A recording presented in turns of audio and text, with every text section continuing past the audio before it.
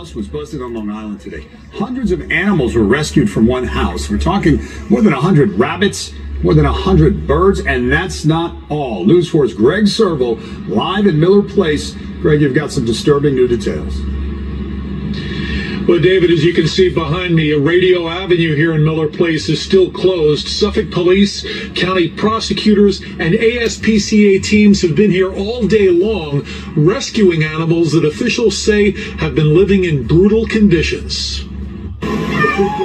This cat was one of the roughly 300 animals pulled today from this house in Miller Place. Rescuers were forced to wear hazmat suits to go inside a home where the conditions were described as toxic. The air is noxious. It's a deep scent of ammonia.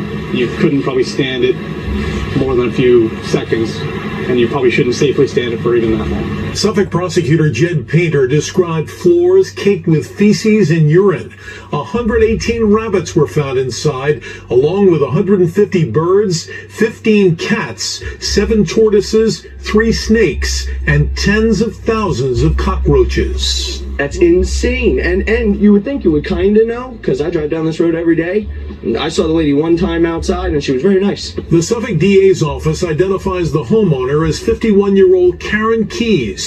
Her home has been condemned, and the social worker is now facing a misdemeanor animal cruelty charge. I called her Snow White because she was just so good with the animals. Friend Danielle Ward says Keys did not abuse the animals.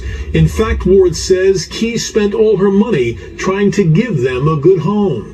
When she found out an animal was sick or needed a home, she went and took it under her wing, and I guess it got out of control. Despite the conditions in that home, prosecutors say it appears all the animals will be okay. There were just so many that ASPCA teams from across the country had to be called in to help rescue them. They will all be taken to shelters and they'll receive full medical exams. Now, authorities were apparently alerted to this situation a couple of weeks ago when local firefighters answered a call here. Karen Keys, we're told, was a social worker who was actually seeing clients inside of her home, and it appears that one of those clients tripped the fire alarm, summoning help. We're live in Miller Place. Greg Sergel, News.